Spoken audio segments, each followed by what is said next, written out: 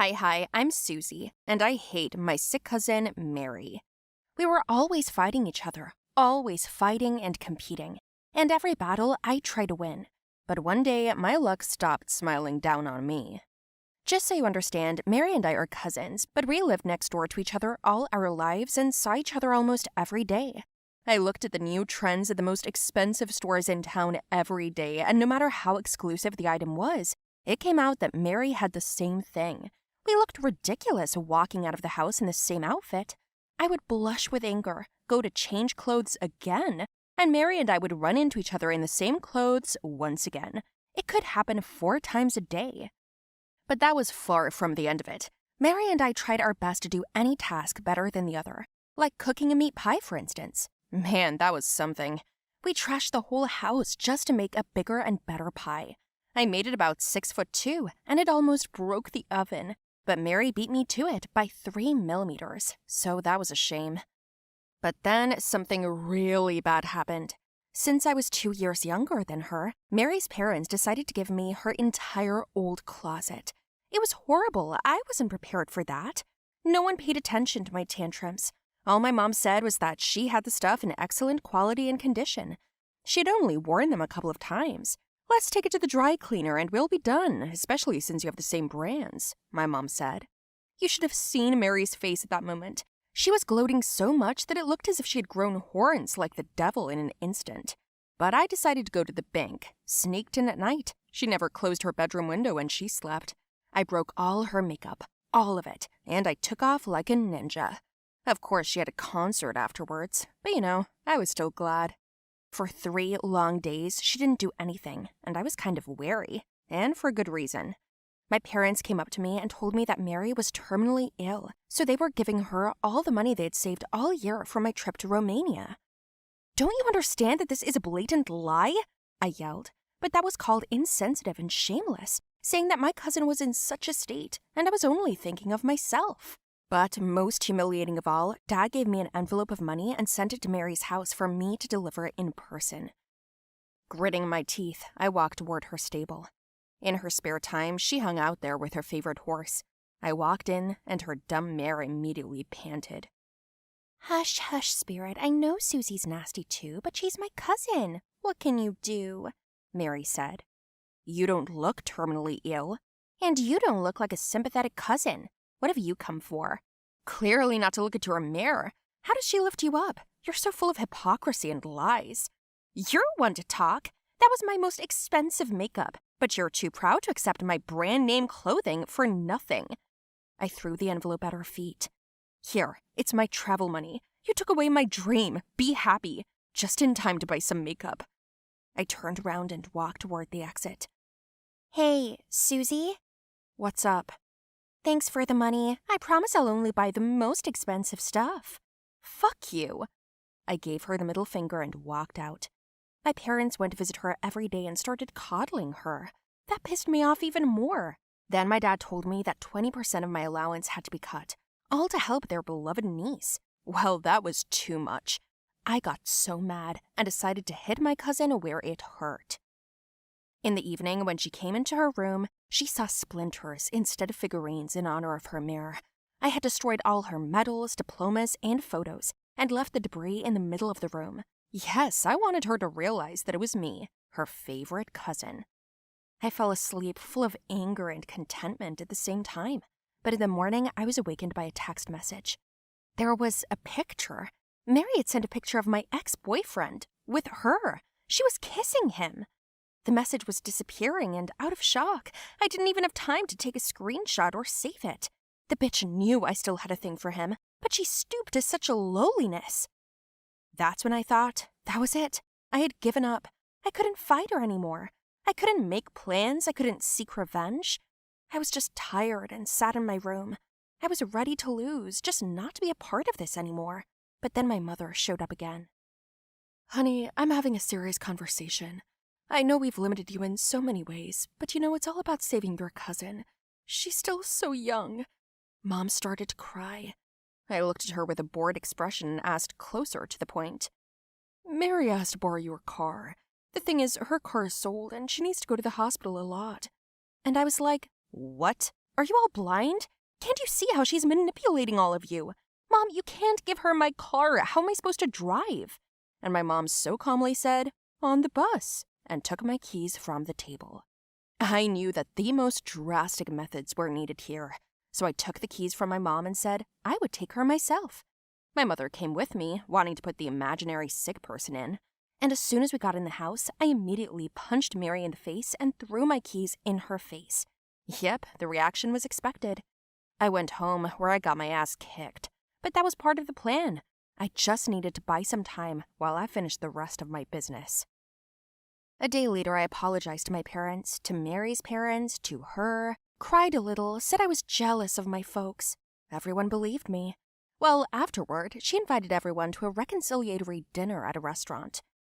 At first, it was nice, a family dinner in a beautiful setting, and I started asking Mary questions about her medical condition, about specific tests and treatments. She clearly stammered and then pretended to have a headache. Mary was freaking out. She defiantly pulled out my car keys and said she wanted some air, a ride, so I got up from my seat and called her to the window. There, waiting for her outside, was Spirit. She yelled what he was doing here. How dare I take him out? He had a bad leg. Tell everyone the truth, or that guy over there will let your mare go and you won't likely see her for the next few hours. Mean, yes, I agree, but her behavior was even worse. Is this all because of your ex? He was hitting on me. I was blowing him off for you. And then what? You agreed to go out with him? You know how I feel about him. Let my horse go home. Tell everyone the truth. We clutched at each other's hair. My parents were shocked. They started pulling us apart. I felt like I was losing a few pieces of my hair. Then the waiters, the receptionist, and security came running in. They threatened to call the police, and Mary yelled out, Okay, that's it. I can't take it anymore. And she said, I'm not sick, okay? I faked the tests. I bribed the doctors. That's it. Are you happy, Susie? Go on. What else have you done? You're no better than me. You ruined my clothes, my makeup. You took out my sick horse. How could you even think of doing something like that? Did you decide to manipulate him? You wanted me to confess in public. Here I am. There, you see, Daddy and Mommy? There is the truth. I told you it wasn't real. She's just a disgusting liar. Shut up already. Everyone here understands. But our folks were silent. They didn't seem surprised. Then my mother came up to me and said that they had done it all. Did what? I asked. They sat us down at the table and told us that they'd agreed in advance to actions to get us both out in the open. It turned out that it was my mother who had offered to give away my car. Mary's mother had chipped away at the rest of the makeup I hadn't touched. Her father had played along with the doctors when he found out about the fake diagnosis, and my dad had offered to take my money and give it to Mary. We wondered, why would they do that? To piss us off even more? But our parents said that they were tired of our conflicts themselves, that they wanted to finally bring it all to a conclusion so that we would realize, no matter how much we argued, we were both good. At one point, I even felt ashamed of myself. I got my car back, my money back. My parents made amends and told us we were going to work it out. We were punished with chores. For things we'd done, for lying, we now did joint cleaning at each other's house for a whole year. We were deprived of 50% of our pocket money. That's how much our work cost us. Mary and I didn't become best friends, but at least we stopped hurting each other.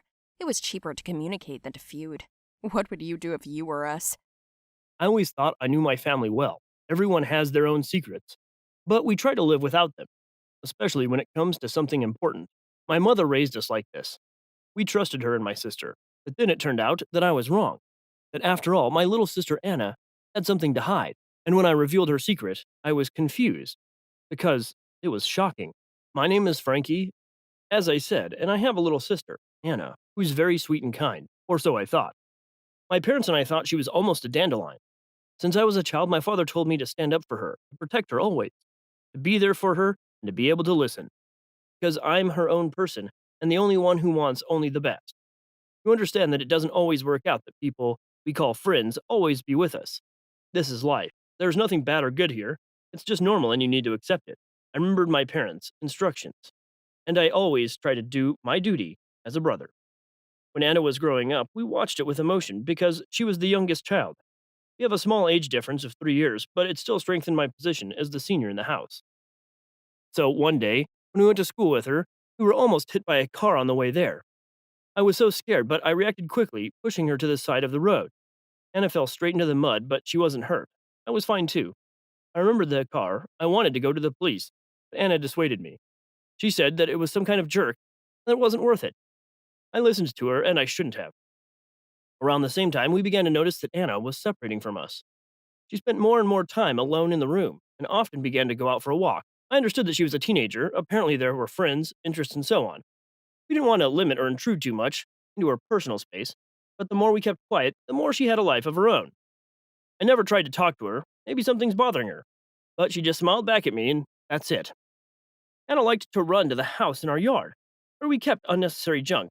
But Sister cleaned it up properly, made it cozy, and she went there with her friends. Sometimes they all spent the night there. My mother occasionally visited there, but Anna did not like it, so we tried not to disturb her once again. Our distance from each other worried me. I could feel something happening, but I couldn't figure out what it was. Almost 6 months had passed in this way. Anna was completely different. She was no longer the same cheerful girl, and one day, I decided to pick her up after school. I went to pick her up in class, but the teacher said that she hadn't shown up for school for 3 days. Yes, I'm sorry. I stopped by out of habit. I forgot. She's sick. I'm sorry, Miss Travel. She'll be here tomorrow. I said to the teacher, and I left.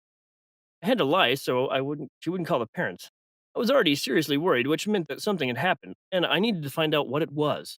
The first thing I did was go to her friend Barbara's house, where they'd been friends for several years. When she saw me, she was surprised.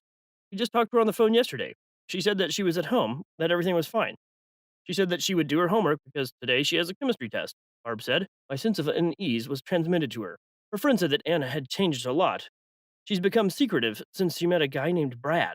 I immediately asked who he was and where he came from, but according to her, my little sister didn't really want to talk about him. They spent a lot of time together, so for the last 3 weeks, we haven't even met once. Just talked on the phone, she said. I decided to find him, but there was so little information that I realized that it was possible that I would find something in her room. I went home and told my mother that Anna had gone to visit Barbara, and I went to my sister's room secretly. I quickly searched the room, but found nothing special, absolutely nothing. However, the only thing that I noticed was some kind of book, or rather a notebook with numbers. What they meant, I didn't understand. I took it with me, and then I abruptly remembered about the house in the yard. I went there and saw a combination lock with a hesitant movement. I tried to enter the numbers combination, but everything was wrong. For 20 minutes, I tried to open it and even break down the door, but nothing happened.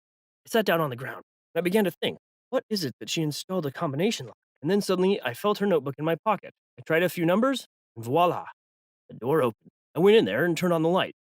In general, everything looked the same as always, just a little dirty. After a little digging, I suddenly noticed the shoes. They were men's shoes, and Brad came to mind. Ugh, I didn't even want to think about him being here. I checked the wardrobe, the sofa, the table, but there was nothing special, and before I left, I tripped over the shoes and almost fell, hitting the wall next to the TV. I clicked on something and I heard a click. The head immediately turned to the side of the door. Only now I noticed that the recess in the shape of the door was different in color from the main wall. As soon as I opened it, almost fell in a small opening, like a tiny room. I saw a weapon. Oh, my God. Sis, where are you going? I thought. I didn't take it with my bare hands, so I took Anna's t shirt, wrapped it up, and took it back to me. I had my things in a safe place, along with my notebook. Almost as soon as I walked in, my mom asked me to call Anna, and she told me the news. There was a murder in the city, and it happened just a couple blocks away. I was worried. I called Anna, but she didn't answer, and a moment later, she appeared on the doorstep. She behaved so naturally and sat down at the table and began to ask what was for lunch.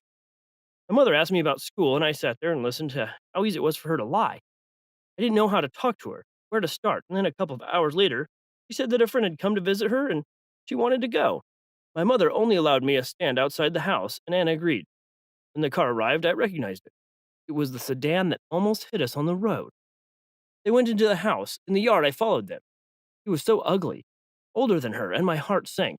I couldn't help but rush in, grab him by the collar, and push him against the wall, and the door opened. Anna nervously cast a glance there, and he asked, Where? Where is he? Not even paying attention to the fact that I'm holding him. Anna said she didn't know, and then she yelled at me. It all happened so fast. Your weapon's in a safe place with all your prints, I told him, and he turned pale. What did you get her into? While Anna begged me to let him go. Brad tried to free himself, but he couldn't, and I clenched my fist and was about to paint his face. When Anna said that I had misunderstood everything. Brad tried to hit me again, so I did it first and he passed out. Anna began to cry, and I demanded an explanation. She begged him not to turn him into the police and said that his brother accidentally shot while playing with a gun and wounded a man. Brad tried to hide it, but she helped him. I asked her where he got it and why he almost ran us over on the road, and she said it was his stepfather's, and he was a criminal, but Brad's mother loved him, so she asked him to hide it. The stepfather's being tried. If he gets caught again, he'll be put in jail forever. She loves him, and Brad, he's protecting his little brother. His stepfather was in the car at the time. He was drunk and doesn't even remember driving. Anna said, as I was stunned, and then Brad came to his senses and told me the same thing. He begged me not to hand him over to the police, but I said I couldn't let it go. But I knew that my sister would also suffer for possession of a weapon. We told our parents, and they were horrified, but they thanked me for doing the right thing. Brad's stepfather was jailed for selling illegal things. Anna was interviewed, and Brad himself was also punished. He's now working out his allocated hours of community service. At first, Anna was angry, but then she promised not to get into any more trouble, or at least not to hide it from me. It's all over now. Tell me, guys, you like my story?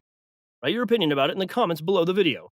Don't forget to put likes, share the video with your friends, and don't forget to subscribe to the channel.